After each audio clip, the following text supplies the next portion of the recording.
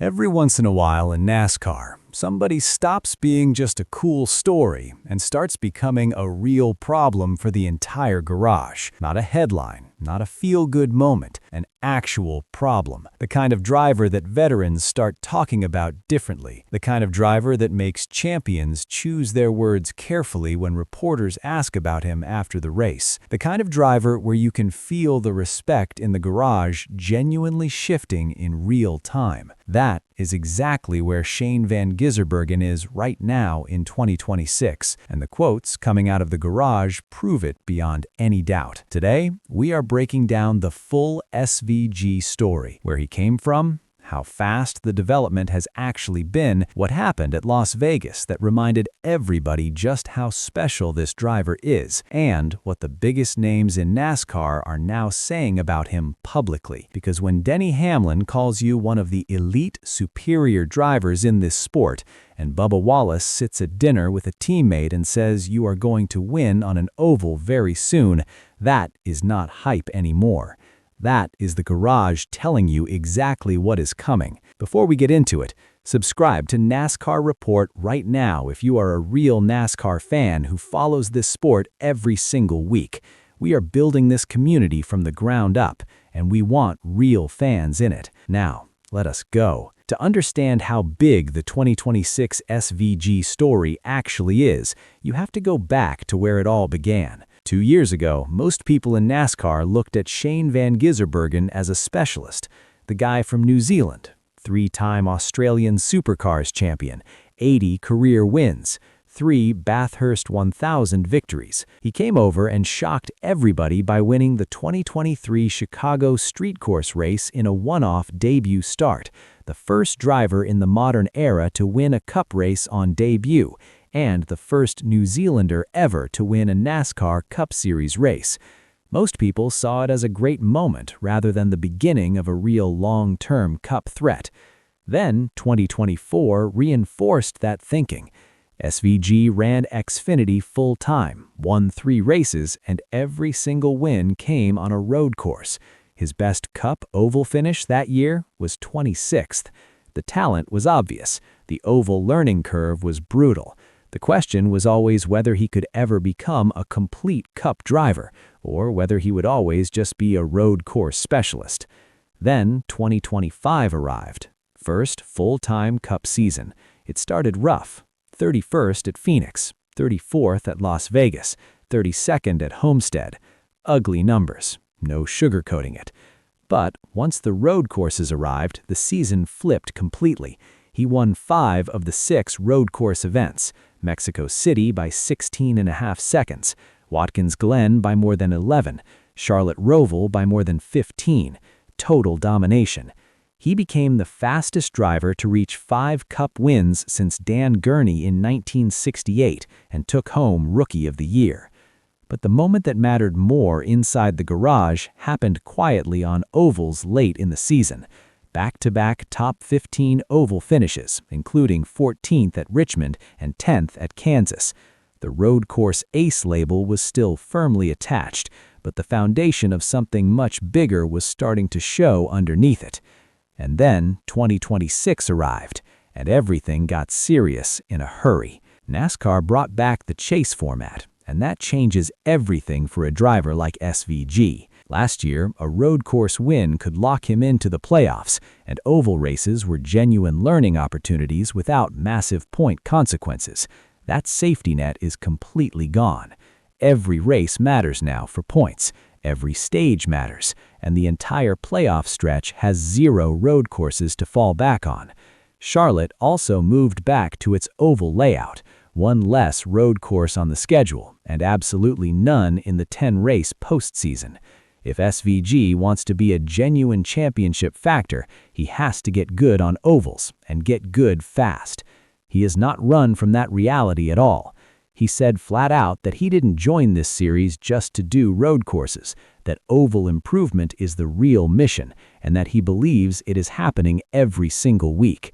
The 2026 results have backed that statement up from race 1. Atlanta delivered a 6th-place finish, his best oval result to that point in his career. Last year, it took him 31 races to get his first oval top 10. This year, it took 2 races. That is not a small progression. That is a massive jump. COTA came next, first road course of 2026. SVG had won 5 straight Cup road course races and was chasing Jeff Gordon's record of 6 in a row. Started 13th, moved to 6th by lap 7, and finished 2nd, just 4 seconds behind Reddick. Streak ended. But he scored 48 points and jumped 11 spots to 5th in the standings. Even without winning his best type of race, he maximized the result in exactly the way the chase format demands. Phoenix was the next real test, first 1-mile oval of the year. He spun twice and caused 2 cautions. Not ideal, but he didn't fold. He recovered to finish 11th and posted 118 green flag passes, 7th best in the entire Cup field that afternoon. After 4 races, he was sitting 5th in the standings. Career high, 2 top 10s already in the bank. For a driver people once dismissed as only relevant on road courses, that is a genuine statement. Then, Las Vegas happened. And this is the moment that made the entire garage stop and pay attention at the same time. SVG qualified 16th ahead of both Trackhouse teammates. First lap, everything nearly fell apart completely. 3-wide contact with Eric Jones, and the car snapped completely sideways at high speed coming off the final turn. Sliding between 2 full lanes of traffic with nowhere to go, looked like a guaranteed wreck from every angle.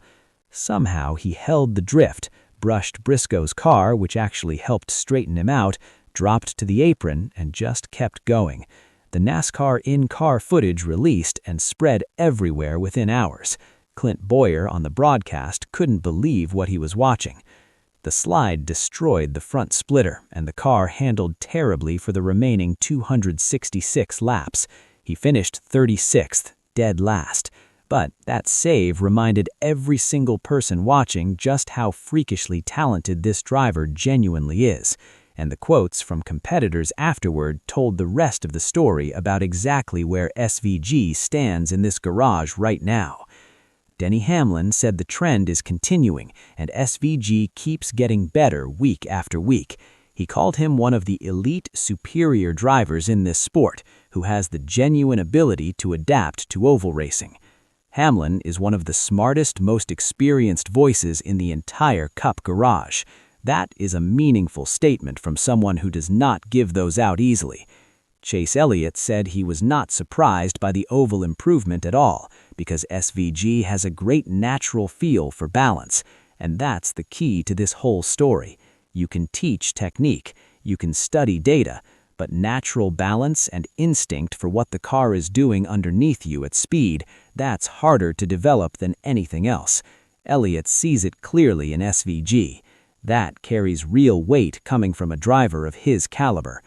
Christopher Bell said the current NASCAR weekend format actually handicaps SVG, and that in an earlier era with more practice time available, he would already be much further along in his oval development. Bell also said it won't be long before SVG is a genuine factor on ovals. That is a competitor telling you directly that the ceiling on this driver has not even been found yet. And Bubba Wallace said it most directly of everyone. He told Scott McLaughlin over dinner that SVG will win on an oval soon, that he is good, really, really good. No hedging, no conditions attached, just it's coming. SVG himself has stayed completely honest about where he stands. He said he is still a long way from winning on an oval, that he would need luck to do it right now, and that he doesn't want to win that way. He wants to earn it properly. But he also said he can feel the improvement every single week now, that he understands what the car is doing under him so much better, that he is no longer feeling like a deer in the headlights out there. Once a talented driver stops just surviving and starts genuinely understanding, that's when the real jump always comes. In 2026, the question is no longer whether SVG can compete on ovals. That answer is already in. The real question now is how soon he converts all of this development into an actual oval win. And from everything the garage is saying publicly right now, that moment sounds a whole lot closer than anyone predicted at the start of this season. Drop your take in the comments. Which oval track do you think SVG gets his first Cup win on? And is he already a legitimate 2026 championship contender in your eyes? I want to hear from you. Subscribe to NASCAR Report for this conversation every single week. Like the video, hit that subscribe button, and I'll see you at Darlington.